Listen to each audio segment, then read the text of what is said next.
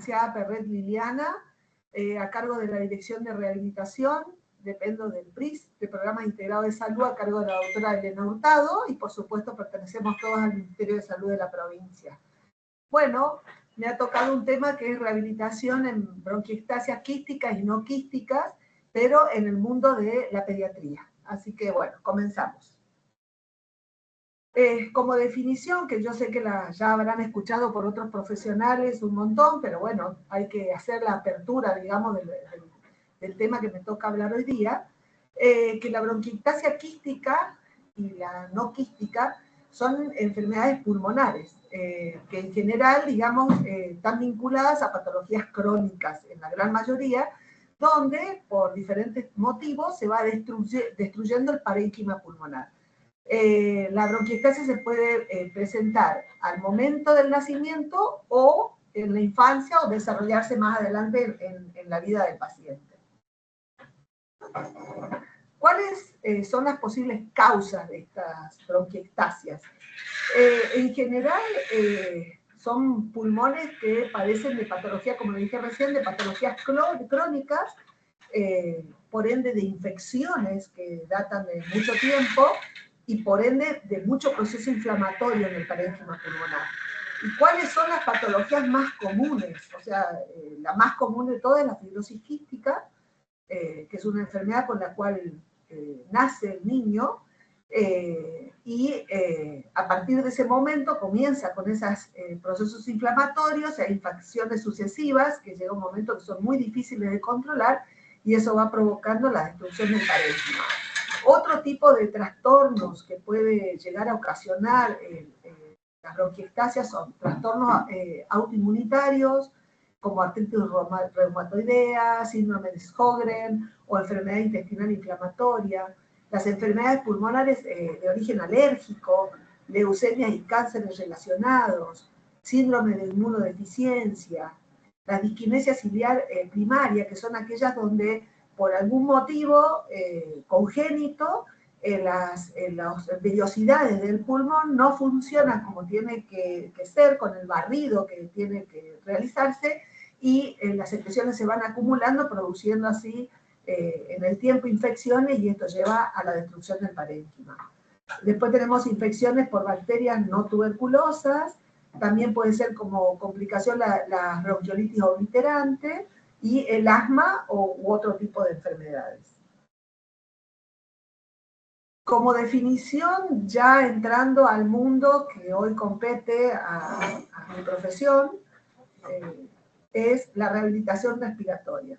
En general, la rehabilitación respiratoria no es solamente del mundo de la kinesiología, en este caso, que es mi profesión, sino que es un espacio compartido. En general se comparte con un montón de profesionales, entre ellos están los médicos, psicólogos, fonoaudiólogos, terapistas ocupacionales, o sea, es un poco lo que hay que entender. La rehabilitación no es solamente de un tipo de disciplina, sino del trabajo en conjunto de una cantidad de disciplinas, donde pueden destacarse más una que otras. Por eso es que en general en la rehabilitación respiratoria se asocia mucho con la kinesiología, pero acá es un trabajo en conjunto. Entonces, una estrategia terapéutica donde el costo-efectividad, digamos, es en general del paciente con enfermedad respiratoria crónica, no aguda, sino crónica, aquel que tiene data de mucho tiempo la enfermedad, como estamos hablando del mundo pediátrico, muchas veces con patologías con las cuales los niños nacen, ¿sí? Por su claro impacto en la mejoría de síntomas, a la tolerancia al ejercicio, la calidad de vida relacionada con la salud, lleva a que esto sea sumamente importante en el mundo de un paciente que sufre este tipo de patología. A pesar de la contundencia, como dice la bibliografía, de sus beneficios, el alcance de la rehabilitación respiratoria es limitado.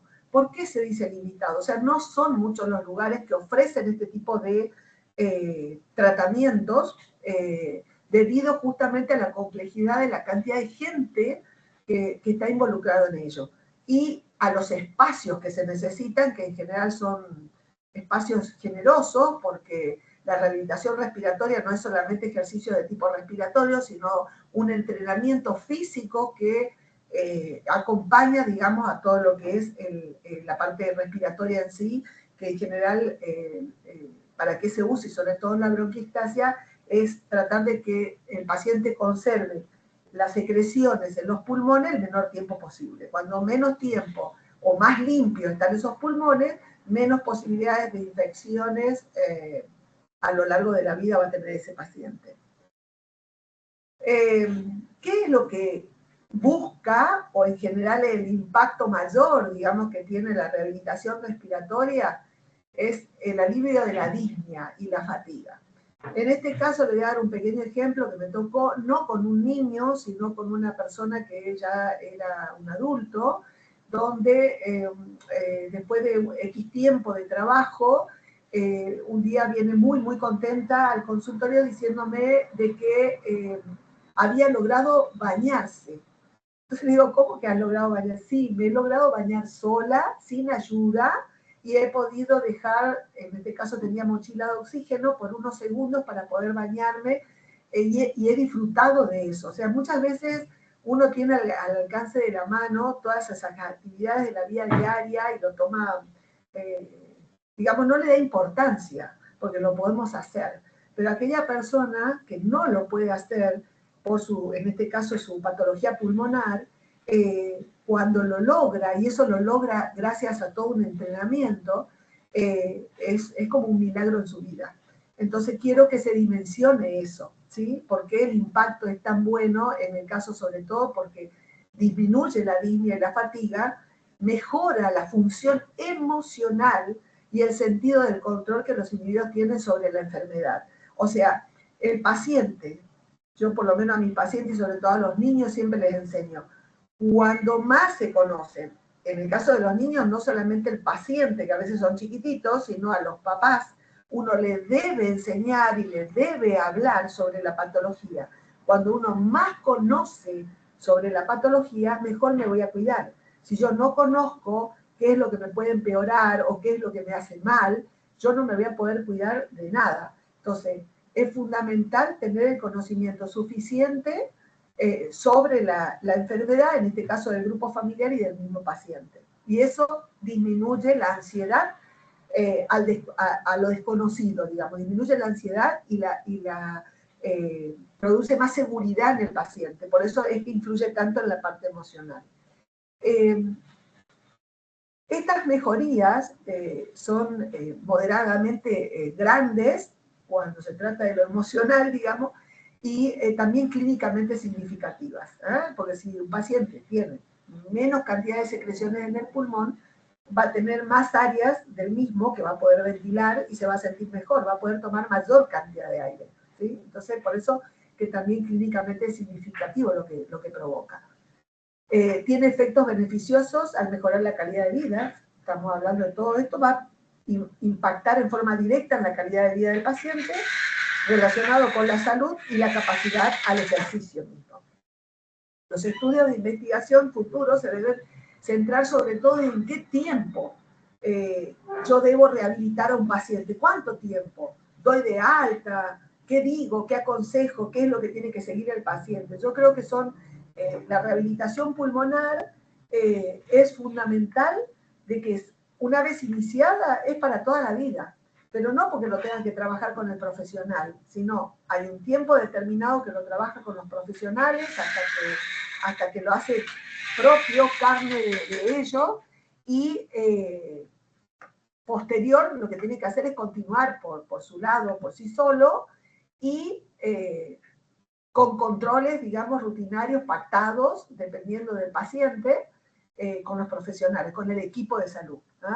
Entonces, como dijimos, tiene efectos beneficiosos directos sobre la calidad de vida y su relación con la salud y la capacidad del ejercicio. O sea, aumenta la capacidad que tiene ese paciente a realizar ejercicios. Muchas veces las preguntas son, ¿cuántas veces por semana? Que lo vamos a ir viendo en el desarrollo de la charla. Y otra cosa que yo aconsejo, si estoy trabajando con el mundo del niño, es fundamental porque hay una plasticidad de la cabecita de ese niño, que donde nosotros, todo lo que él aprenda siendo chiquito, lo más seguro, si eso lo mantiene en el tiempo, lo va a hacer toda su vida, toda su vida. O sea, aquel niño que se acostumbró y vive en una casa donde son ordenados en los horarios, donde se come comida saludable, donde se hace todos los días ejercicio, ese chico, lo más seguro, en un porcentaje muy elevado, el resto de su vida va a ser así, ¿sí? Entonces es fundamental eso. Por eso es que no es solamente acá el paciente pediátrico, sino es su familia que debe acompañar a ese niño en todo su quehacer para no le digo su curación, porque hay muchas patologías que se sobrellevan a lo largo del tiempo y se trata de evitar complicaciones, en el caso de ella, como en el caso de la fibrosis quística, que es lo más común con la bronquiectasia, se tratan de evitar complicaciones. Cuando menos complicaciones existan, esa destrucción del pulmón va a ser mucho menor, ¿sí? Así que, entonces, como dijimos, los estudios de investigación tienen que ser en base a eso, o sea, qué hacer con los tiempos, con la duración de la misma, el grado de supervisación, la intensidad de entrenamiento necesario, así como el tiempo en el que persisten los efectos del tratamiento. La normativa CEPAR, ¿qué es CEPAR? Es la Sociedad Española de Neumonología y Cirugía del Tórax, y dentro de esa sociedad española existe lo que es el área de neumonología ambiental y ocupacional. Hoy no podemos desconocer que por más que yo nazca con una patología, como es en el caso de la mayoría de los niños, o desarrolle algún tipo de patología que lo lleva a este tipo de complicaciones, está relacionado en forma directa al medio ambiente en el que vive y muchas veces a la ocupación, en este caso de la familia. Recomienda la inclusión de estos pacientes en programas de rehabilitación, ¿ah? Donde hay normativa, donde hay forma, donde hay horario, donde hay formas de trabajo. ¿Ah? Y estas recomendaciones son consistentes. Calidad de evidencia moderada.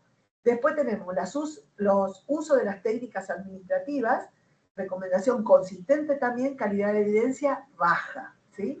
Y recomendación al ejercicio físico a todos los pacientes, que es una recomendación también consistente y una calidad de evidencia moderada. Esto, si yo lo tomo así en forma individual, uno diría, bueno, o sea, está bien, hay una respuesta, hay un beneficio, pero ronda entre lo moderado y lo baja. Por ahora no hay nada alto. Por eso es lo que yo vuelvo a insistir con lo mismo. Acá son muchas disciplinas que interactúan entre sí para el bienestar de un paciente, ¿sí? Las características de los programas de rehabilitación respiratoria, ¿cuáles son? Deben incluir principalmente el entrenamiento de los músculos, asociando el entrenamiento de todo lo que es el tren superior y el tren inferior, o sea, se va combinando. En general, estos pacientes con patología crónica respiratoria son pacientes que en general no tienen mucha masa muscular. Y si estamos hablando en este caso del niño, es un niño que está en desarrollo. Entonces es fundamental de que se vaya intercalando los grupos musculares que se trabaja para no caer en la fatiga de los mismos, ¿sí? La fatiga significa que ellos están absorbiendo de ese músculo, que yo lo tengo que mantener en forma óptima, está gastando lo que tiene para gastar, digamos, cuando yo hago un trabajo extremo. Bueno, yo no tengo que caer en eso, por eso se va trabajando con ejercicios de pierna, hago unas 10 repeticiones, luego voy a todo lo que sean miembros superiores, hago otros ejercicios con determinados grupos musculares, otras 10 o X repeticiones. Hay escalas y estándares que, de acuerdo a la edad, la patología de base, se saca qué número de repeticiones en ejercicio debe tener ese paciente para ir logrando su entrenamiento, ¿sí?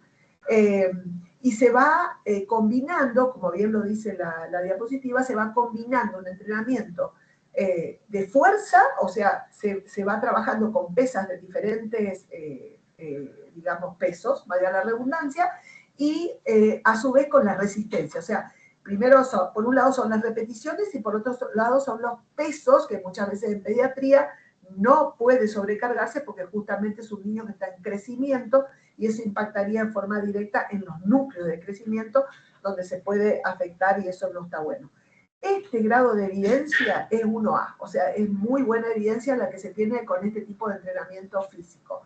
Todo lo que es el mundo de la educación está centrado en lo que es el conocimiento de la enfermedad y del tratamiento propiamente dicho y hacerle entender a ese paciente, y sobre todo a los niños, pero los niños a veces son más inteligentes que nosotros los adultos.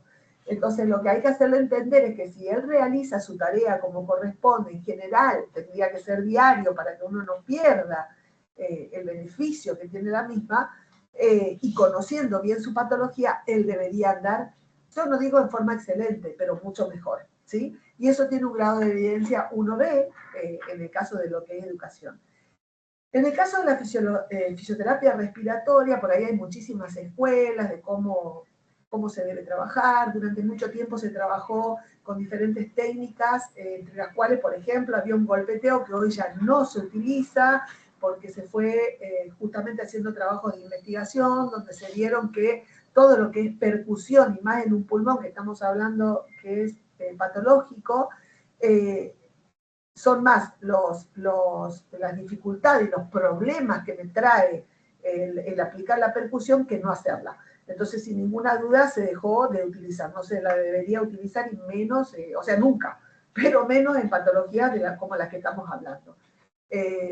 Después, es aconsejable también completarla con la terapia ocupacional. Es fundamental de que este niño vaya adquiriendo todo lo que son las ABD por un lado, y a su vez son niños que por su edad van al colegio, tienen actividades deportivas, tienen una actividad, una vida. Entonces el terapista ocupacional trabaja no solamente sobre el paciente, sino también sobre ese tipo de actividades con la familia, ¿sí?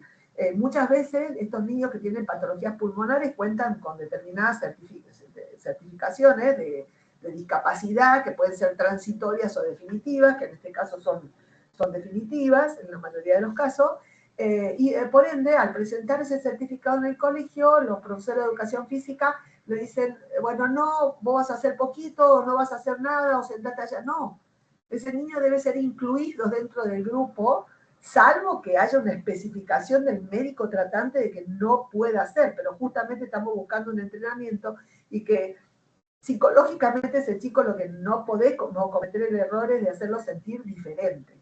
Él es uno más del grupo del colegio, es un compañero más, es un alumno más, ¿sí? Eso es lo mejor que podemos hacer. El grado de evidencia de la parte de terapia ocupacional es baja, pero todo suma. Así me dé un mínimo, ese mínimo suma y suma muchísimo. El soporte psicosocial, fundamental, también es bajo, sin embargo es fundamental. Son niños que muchas veces, más de una vez me ha pasado en el caso de pacientes que venían y me decían, Lili, me dice, yo llevo al colegio, llevo, no sé, llevo mi alfajor, llevo mi juguito, y mis compañeros me piden y yo les convido. Y me dicen, muchas veces ellos llevan y yo me doy cuenta que no me quieren convidar, y una compañera en una oportunidad me dijo que yo le puedo contagiar. Entonces, la respuesta en este caso era de fibrosis quística, le dije, es al revés, y eso lo hace la gente no por mala, sino por desconocimiento. Todos estos pacientes se deben cuidar ellos de otra persona, porque cualquier germen que tenga otra persona, que no tenga una patología como ellos, quizás le lleve a un resfrío común, a algo que puedan seguir haciendo su vida cotidiana. Sin embargo, en el caso de una persona que sufre una patología, se va a enfermar mucho más gravemente, y entonces son ellos los que se deberían cuidar, no que ellos le van a contagiar a una persona que no tiene nada. Pero esas cosas las hacen por desconocimiento. Entonces por ahí está bueno para acompañar al chico, y sobre todo en la parte del soporte psicosocial, el hecho de poder explicar a su entorno, siempre y cuando el paciente y la familia esté de acuerdo, explicar a su entorno cosas básicas de la patología para que entiendan que no tienen que tener miedo de nada y que no tienen absolutamente nada para contagiar a estos niños, para que no se sientan diferentes, ¿sí?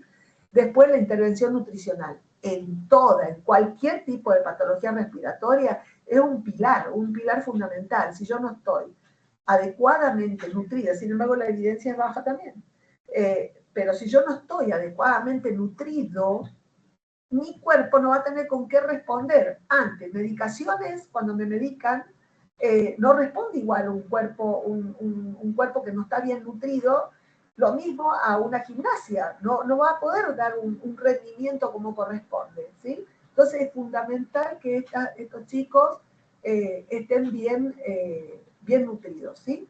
El entrenamiento específico de los músculos respiratorios debería, o sea, en general, por supuesto que cada grupo de rehabilitadores tiene su forma de trabajo, pero para mí es fundamental que así como se trabaja y se entrena físicamente, en el caso de la patología respiratoria, tiene que tener el tiempo en esa misma sesión, tiene que tener el tiempo, primero que nada, antes de comenzar su entrenamiento físico, de iniciar con todo lo que es el entrenamiento de tipo de los ejercicios respiratorios para evacuar secreciones. Si el paciente tiene que hacer su ejercicio físico y a su vez está tosiendo porque tiene un moco dando vuelta, eso le está quitando energía de rendimiento a su físico. El esfuerzo de tos en un paciente con patología crónica es enorme. Entonces, yo tengo que tratar de evitar, yo tengo que hacer toda una limpieza del pulmón con la técnica que se utilice, para que rinda mejor el cuerpo de ese paciente, la parte física de ese paciente en el entrenamiento físico, ¿sí? Hay un consenso donde se recomienda, como para que se tenga una idea, que son un mínimo de 20 sesiones. Yo les vuelvo a repetir con esto, estos son, en general es muy difícil que un paciente uno lo entrene y dure para toda la vida. Yo creo que es más fácil en el caso del pediátrico, que se acostumbra y lo va a mantener en el largo de la vida, que en el caso del adulto, ¿sí? Es como que toda la vida yo he comido mal y lo más seguro que voy a seguir comiendo mal, y si me dicen, bueno, a partir de ahora tienen que comer, no sé, verdura, porque tengo el colesterol alto o una dieta determinada, es mucho más difícil cuando yo me acostumbré a comer durante largo tiempo de una forma y de golpe tengo que cambiarla. Bueno, en el caso del niño es mejor porque ya desde chiquito se acostumbran a hacer este tipo de entrenamiento. Pero en general no deberían ser 20 sesiones, a mi ver son pocas, pero bueno, es un consenso, hay gente que no puede hacer más, bueno, no debería ser menos. O bien trabajar entre 8 y 12 semanas de programa, porque por supuesto, como le dije al principio, esto no va a durar toda la vida. O sea, no es que él va a entrar conmigo como kinesiólogo o con mi equipo de trabajo y es para toda la vida. O sea, nunca se le va a dar el alta. Quizás nunca se le dé el alta, pero va a trabajar durante 3 meses, por ejemplo, con el equipo, donde se lo va a entrenar, donde va a mejorar en todo su aspecto, y después lo va a mantener y va a venir al equipo a control o para que se le varíen algunos ejercicios en el transcurso del largo de su vida, porque eso es lo ideal, o sea, que uno trate de prevenir complicaciones en esos pacientes y no tratarlas cuando ya se presentaron, ¿sí? El número de sesiones semanales también varía de acuerdo a los grupos de trabajo, pero está entre 2 días y 5 días a la semana, digamos. Cuanto más día entrena, mejor es. No necesariamente siempre lo mismo, se puede entrenar durante 5 días en un lugar determinado, que puede ser cerrado o semicerrado, y sábado y domingo salir a caminar, o hacer natación, salir a nadar, o sea, se va variando, porque eso también, porque si no se transforma en monótono, digamos, y no está bueno. ¿Ah? Y la duración de cada sesión va a depender del paciente.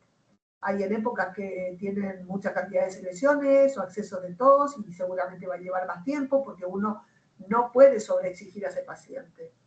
Digamos, hay que parar, que el paciente expectore, que haga sus ejercicios respiratorios, se recupere y continuar con el entrenamiento físico.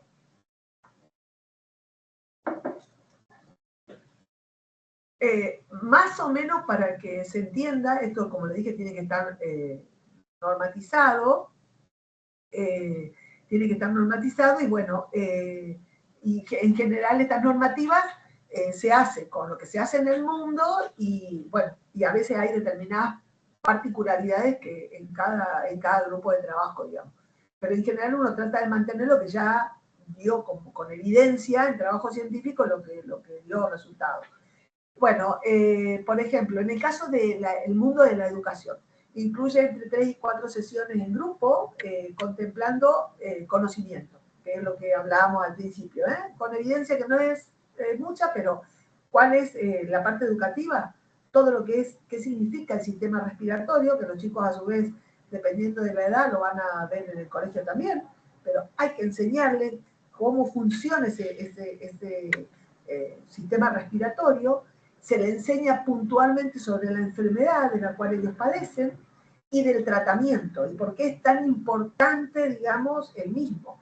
Si el doctor, el médico tratante, por ejemplo, le da un broncodilatador, que es un aerosol, que se le da con un espaciador o con una aerocama, dependiendo de la edad y la dificultad respiratoria que tenga el niño, le da un broncodilatador a la mamá con una aerocámara y no se le enseña cómo es la utilidad del mismo, o si tiene oxigenoterapia, o si tiene CPAP, o si tiene ventilación mecánica, si no se le enseña a ese niño y a la familia cómo usarlo en forma adecuada, lo más seguro que lo haga mal. Por ende, muchas veces uno dice, uy, no está dando resultado el tratamiento que le di, y no es que no esté dando resultados, sino que se está haciendo mal las cosas y por ende el resultado no es lo que yo esperaba, ¿sí? Entonces es fundamental que se le enseñe la utilización de los dispositivos que va a tener que hacer, y si tiene oxígeno, cómo debe usar ese oxígeno, y si tiene CPAP, lo mismo, la utilidad del mismo. También se le enseña lo que es síntomas de alarma. Hay lo que es síntomas de alerta y síntomas de alarma. O sea, para ser más explícito, la alerta, ¿cuál es la alerta? Bueno, la presentación en un niño con este tipo de patología, que empieza con picazón de garganta, con agüita en la nariz, que me está dando la pauta de que puede llegar a tener o estar iniciando un cuadro respiratorio. Entonces eso es una alerta ya, ¿sí? Ahora, ¿la alarma cuál es? Que el niño me comience con una dificultad respiratoria, con un esfuerzo para respirar mucho más notorio, con hundimiento del pecho, ruido, sin estetoscopio, que la familia sienta al respirar que el pecho del niño suena, que empezó a toser y tose más y expectora mucho más cantidad de secreciones. Entonces, inmediatamente hay que instruir lo que, en general, con los signos de alerta, lo ideal es que acuda al médico tratante para tratar de minimizar el impacto que pueda llegar a tener la patología de la cual se ha contaminado, ¿sí? Y después, las técnicas de ahorro de energía en pacientes con este tipo de enfermedades, sobre todo que ya se presenta con disnea, o sea, con ya una dificultad notoria de física, ¿sí? Muchas veces en esta área nos ayudan un montón los terapistas ocupacionales en cómo ahorrar esa energía para cambiarse, para bañarse, para la actividad, no sé, el arreglo de su cama, o sea, o para el hecho de ir diariamente a la escuela, ¿sí? Entonces, ellos tienen herramientas y elementos que hacen de que el niño, en este caso, pueda ahorrar energía, que es fundamental que se logre. Después tenemos lo que es la fisioterapia respiratoria propiamente dicha, que tiene una evidencia entre A y B, dependiendo de las patologías de base. Hay bastante, y ya cada equipo después elige qué hacer, pero hay técnicas de reeducación respiratoria. Hay muchas veces que se respira mal, entonces el kinesiólogo trabaja sobre esa técnica respiratoria, o sea, sobre esa forma respiratoria. Si es inadecuada, se le enseña a respirar como corresponde al paciente. Después, técnicas de drenaje de secreciones. Muchas veces no me quiero olvidar de las técnicas de reeducación respiratoria. Nos ayudan mucho también las fonoaudiólogas. O sea que es todo un grupo interdisciplinario grande aquí. Bueno, técnicas de drenaje de secreciones ya no son las técnicas de antes, donde yo decía, si el paciente tiene muchas secreciones en el campo pulmonar derecho, yo lo pongo sobre el izquierdo para que el moco drene. No, totalmente al revés, digamos. Se lo coloca sobre el lado donde más secreciones se ocultan o se evidencian en una placa radiográfica. Entonces, bueno, técnicas de evacuación de secreciones, ¿no? Y también técnicas de relajación. ¿Por qué? El esfuerzo de la tos, el esfuerzo que muchas veces hace el paciente para respirar, porque no puede respirar, entonces contrae los músculos del tren superior y esos se van acortando. Entonces hacen como una cincha donde también van limitando el esfuerzo respiratorio y van fatigando los músculos respiratorios del paciente. Entonces es fundamental que se trabaje con técnicas de relajación. Soporte psicosocial, una evidencia B, es un consejo y apoyo al equipo, porque acá no hay que cuidar solamente al paciente propiamente dicho, sino que hay que sí o sí cuidar también al equipo que hace rehabilitación respiratoria. En el caso de la fibrosis quística, que tengo más de 30 años de seguimiento diario, porque es diario en estos pacientes, es fundamental realmente tener un soporte de tipo psicológico, ¿sí? Porque hay muchas muertes, mucho sufrimiento, no solo del paciente, sino de la familia, preguntas por qué a mí, por qué yo sufro esto, saber que, porque leen, son sumamente inteligentes, en general son súper inteligentes, entonces leen mucho sobre su patología y ven que tienen un... Ahora cambió totalmente la historia del fibroquístico, pero hasta hace no mucho que no existían los moduladores, el paciente se moría tempranamente. Entonces era toda una lucha para llegar a lo mejor, no sé, a los 15, 20 años. ¿Sí? Bueno, la evaluación, por si fuera necesario, el tratamiento psicológico o psiquiátrico en el caso ya del paciente, ¿no? Después tenemos evidencia A, el entrenamiento muscular general, que es lo que ya le decía en los slides anteriores. Hay un entrenamiento de piernas que puede ser con ciclo ergómetro, puede ser con bicicletas que uno le puede ir colocando diferentes cargas para ir aumentando el esfuerzo que hace el paciente. Eso es, digamos, en forma progresiva a medida que el paciente se va entrenando. También se utiliza un montón la cinta caminadora eléctrica para el entrenamiento, muy completo, digamos. Entrenamiento con brazos, y con miembros, entrenamiento de brazos o tren superior y del tren inferior, ¿sí? ¿Y por qué tiene evidencia, digamos, A, el tema del entrenamiento de brazos con pesa? Porque tiene un impacto directo sobre la caja torácica, ¿sí? Y entonces se le da más masa muscular para que el paciente...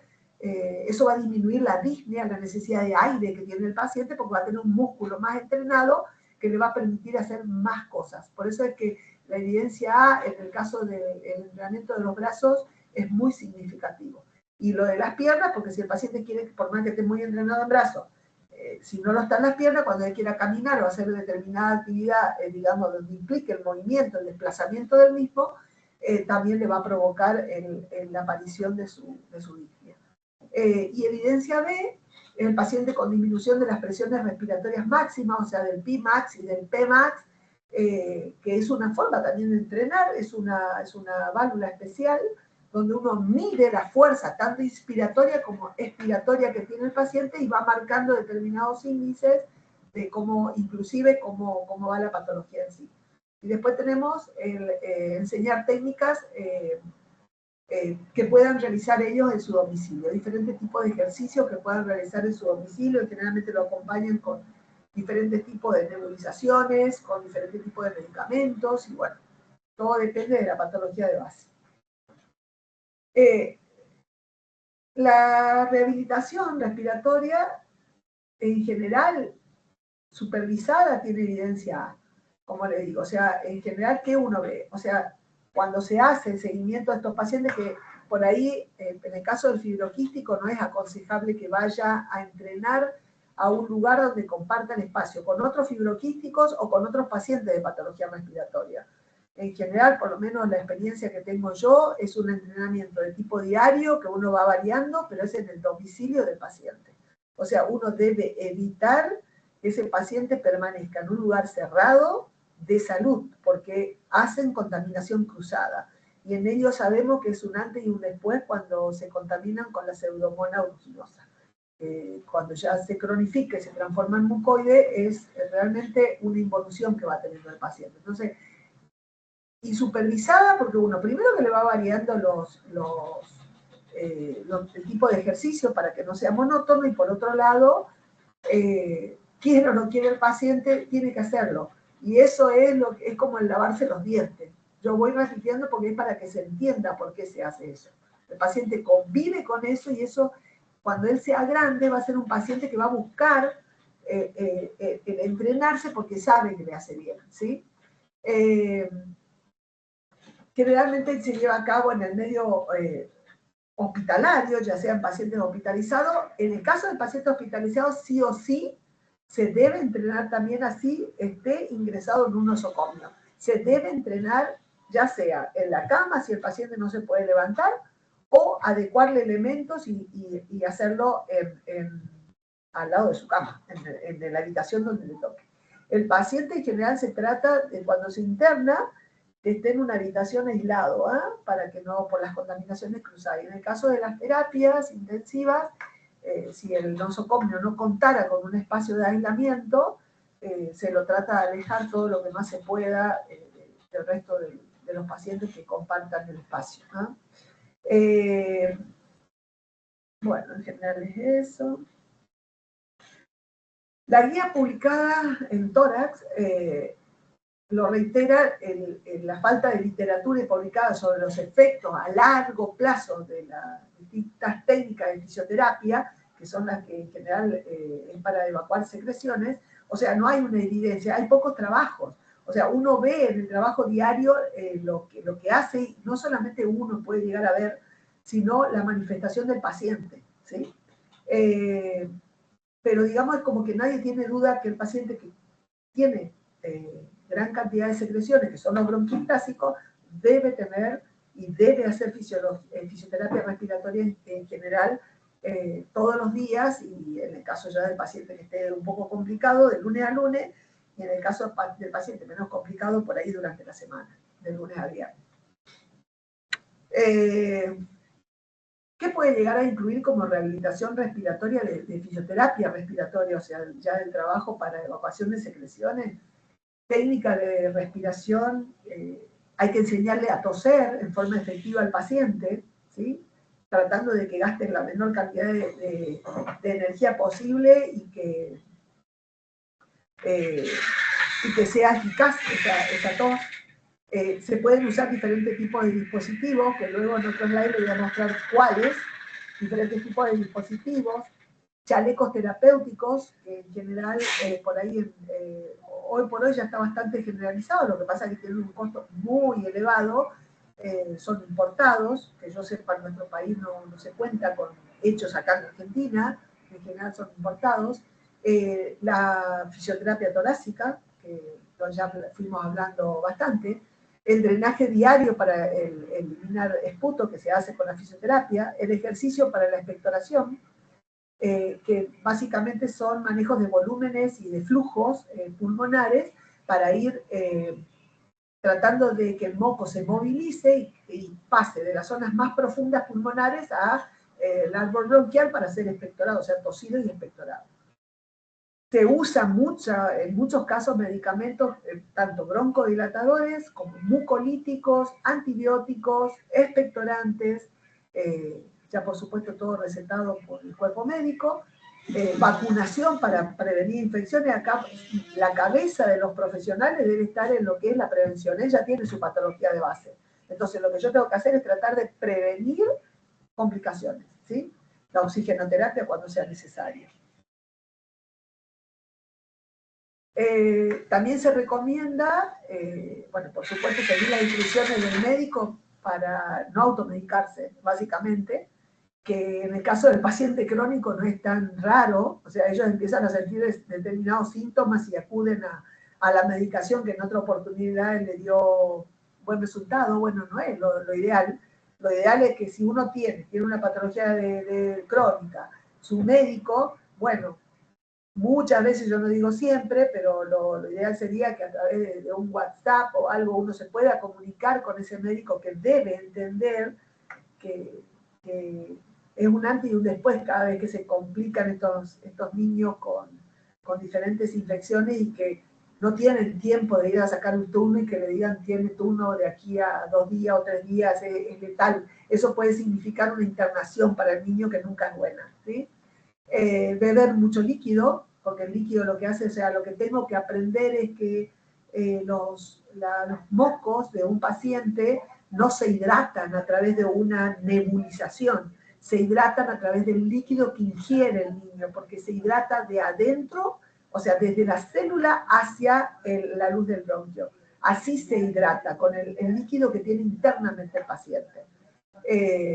Se sigue el plan de alimentación que recomienda en general el equipo, acá en este caso dice el médico, pero en general el médico que trabaja con un nutricionista.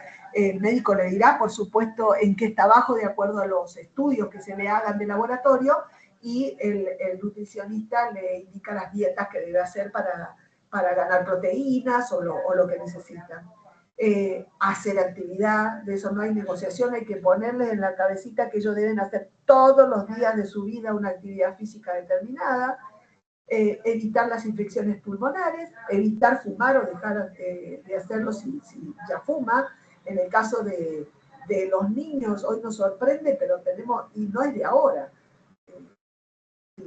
no sé ya los años, pero más de 20 años o más, se hizo por un grupo de neumonólogos de la provincia un trabajo sobre el tema del hábito de fumar, y se dieron con el hecho de que los niños empiezan muy tempranamente, 9, 10 años, dependiendo muchas veces de la familia, de las convenciones, de las costumbres, entre 9 y 10 años a fumar, y tal vez hoy día ya sea menos. La verdad que no me alejé un poco del mundo de ese tipo, pero muy a temprana edad empiezan a tener contacto con el cigarrillo, y realmente es un elemento que no debería estar, ni siquiera permanecer un paciente con patología crónica pulmonar en un ambiente donde haya alguien fumando. Bueno, las técnicas de aclaramiento mucociliar, o sea, ¿en qué consiste la fisioterapia respiratoria convencional? En una tos eficaz, como le dije, o sea, enseñarle al paciente cómo debe hacer sus ejercicios para que su tos sea eficaz. Enseñar lo que es el HAF. El HAF es una forma de toser con la boca abierta, sacando el aire con un flujo rápido, que muchas veces facilita la evacuación, evacuar las secreciones de forma excelente. Trabajar con técnicas que modifiquen volúmenes y aceleraciones de flujo, que ya les expliqué recién, y eso puede llegar a ser, el ciclo activo puede hacerlo solo el paciente.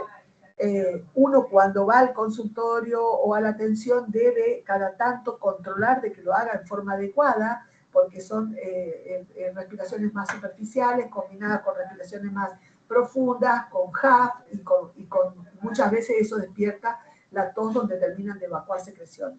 El drenaje autogénico, por eso es autogénico, él trabaja solo en su casa, pero como le digo, controlar todas estas técnicas de expiración lenta con glotis abierta, también son todas evacuadoras de moco, son diferentes tipos de ejercicios que se realizan. En general la técnica de inspiración lenta a glotis abierta es el decúbito lateral, o sea, el paciente de costado. Ventilación intrapulmonar percusiva, hoy muy de moda, lo que pasa es que es un aparato que ahora les muestro en una diapositiva, que no lo tiene cualquiera, es un equipo que en general cuentan los hospitales grandes, no sé si creo que en San Miguel de Tucumán no contamos todavía con esto. Después tenemos diferentes tipos de dispositivos que se usan, que también les voy a mostrar ahora, como ser el flúter, el cornet, a capela, técnicas de expiración forzada, presión positiva expiratoria, compresión torácica de alta frecuencia, que es el chaleco, que yo le decía vibrador, que también te voy a mostrar ahora. O sea, básicamente todo esto que estamos viendo tiene, ¿con qué trabajan? Con volúmenes y aceleraciones de flujo. Eso es lo que a mí me va a movilizar las secreciones, y es como trabaja normalmente el terapeuta respiratorio, ¿sí? Con todos estos elementos, pero básicamente es modificando volumen y aceleraciones de flujo. Siempre va a depender, digamos, en qué condiciones está el paciente en el momento que yo lo vea, pero en general son entre 10 y 15 respiraciones abdominales, que en general son para ejercicios de relajación, que ellos necesitan eso, entre 2 y 3 respiraciones profundas, entre 2 o 3 tosidos forzados, y repetir o toser normalmente. Eso es el ciclo activo respiratorio que yo le decía que se le puede enseñar al paciente, para realizarlo solo en la casa. El drenaje autogénico, el objetivo del drenaje es alcanzar un mayor flujo de aire expiratorio, porque siempre es, si yo tengo moco, lo que tengo que lograr es la velocidad de flujo para que ese moco salga, porque yo tengo que lograr a como dé lugar que ese moco salga del pulmón, ¿sí? Cuando el paciente tose con la boca cerrada, el estallido, la presión que genera la tos de ese aire que tenía que salir, lo realiza adentro. Y eso termina dañando el parénquima pulmonar. Entonces yo no puedo enseñar toser, el paciente debe toser con la boca abierta, deben largar ese aire hacia afuera y eso es mucho más efectivo y produce mucho menos daño en el pulmón. Bueno, las secreciones son transportadas sistemáticamente de las vías respiratorias más periféricas o más profundas a las más centrales, siempre relacionado con volúmenes pulmonares más bajos y volumen de reserva respiratoria. Eso es lo que hace el drenaje autogénico. Por eso se le enseña al paciente a manejar los diferentes niveles de volúmenes pulmonares. Por eso necesita un entrenamiento. Por eso lo que yo le decía cuando le explicaba las tablas o las normativas que hay, el hecho de que si yo no controlo de que el drenaje autogénico se haga como corresponde, lo más seguro que el paciente siga evacuando lo que tiene en la vía aérea alta y no lo que yo quiero sacar, que es lo más periférico. Chevalier describió previamente estas tres fases, la de despegue, recoger y evacuar, antes que se le dé el nombre de drenaje autogénico. Así que bueno. Ventilación intrapulmonar percusiva, es, como le dije, es un dispositivo neumático, que es un aparato, digamos, que proporciona respiraciones corrientes subfisiológicas. No tengo,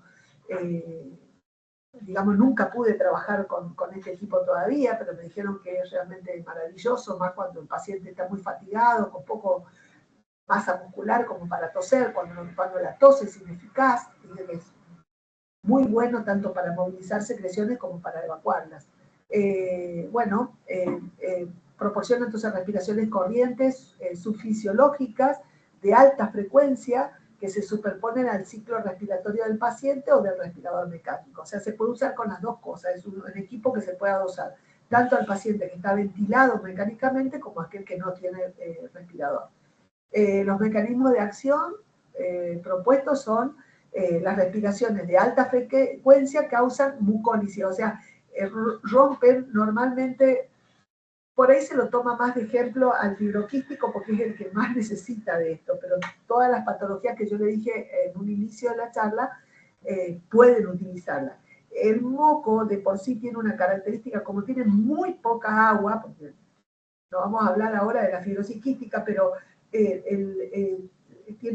son muy espesos, extremadamente espesos, muy difíciles de sacar, justamente porque lo que manejan en forma inadecuada a nivel celular es el cloro, y ese cloro lleva a que el sodio se maneje inadecuado y por ende al agua. El agua que debería estar en la luz bronquial no está, y entonces ese moco es sumamente espeso. En el caso este es la mucólisis, entonces el aparato lo que hace es romper ese moco tan espeso, facilitando la evacuación del mismo. El patrón de flujo de onda asimétrico, o sea, no es el mismo, impulsa al moco hacia las vías respiratorias proximales, o sea, siempre lo acerca a lo que es la boca para ser evacuado. Y además las respiraciones con presión positiva aumentan el reclutamiento alveolar, eso significa que le da más epitelio para el intercambio gaseoso al pulmón, o sea, carga los alvéolos que los tenía a lo mejor con secreciones, se cargan con aire y el intercambio gaseoso mejora, por ende la oxigenación del paciente. Bueno, este es el equipo, uno de los equipos, hay más viejos, hay más nuevos, porque esto no es que sea de ahora, esto data de hace un tiempo, solo que, bueno, de a poco va llegando, digamos, en base a la formación de los profesionales, van viendo en qué caso usar, en qué no, pero este es el equipo, digamos, que se usa con este fin. Y acá tenemos diferentes dispositivos. Uno es el Cornet, que es básicamente un elemento que tiene un dispositivo dentro de esa pequeña estructura que ustedes ven, es un dispositivo chiquitito, que lo que hace es cuando el paciente sopla, porque recordemos que todo esto que se usa es para evacuar moco. Cuando sopla el paciente, esa goma, ese elemento que tiene dentro del dispositivo vibra y provoca esa vibración, se produce también dentro de la parte pulmonar del paciente, facilitando la evacuación. Lo mismo pasa con el acapella, también es expiratorio, y lo mismo con el flúter, solo que el cornet tiene como una goma, el acapella tiene como un dispositivo que se mueve de esta forma dentro del mismo, y el flúter tiene una pequeña bolita metálica en esta área donde se ven los agujeritos, ahí va la bolita, inclusive viene el flúter con 3 tipos distintos de bolita, la más chiquitita es la más fácil, porque como le dije son de metal, entonces son pesadas, y el paciente al respirar tiene que se eleve la bolita y vibre, y esa vibración también repercute en la parte pulmonar, y a medida que la bolita es más grande, más esfuerzo debe realizar el paciente. Y la señorita que se ve al costado es una paciente que está conectada a un chaleco vibratorio. Lo que se vio también, nosotros hacíamos la técnica de vibración manual, pero lo que se vio es que el batido ciliar, que es aproximadamente entre 14 y 16 Hz, es tan elevado, o sea, la vibración del mismo, que nosotros, o sea, la maniobra de vibración manual debería ser tan elevada que sea igual o superior a esa, para que tenga el efecto, ¿me entienden? Entonces, por eso no se la utiliza, porque en su gran mayoría, aún con expertos, puede llegar a 1 o 2 veces dar resultado y después ya no, en general se cae, porque fatiga mucho al profesional. Entonces se usan este tipo de dispositivos. Al chaleco se le puede modificar los tiempos de vibración, porque hace no solo vibración, sino también hace compresión. O sea, tiene varios programas que uno puede ir jugando con los programas del mismo.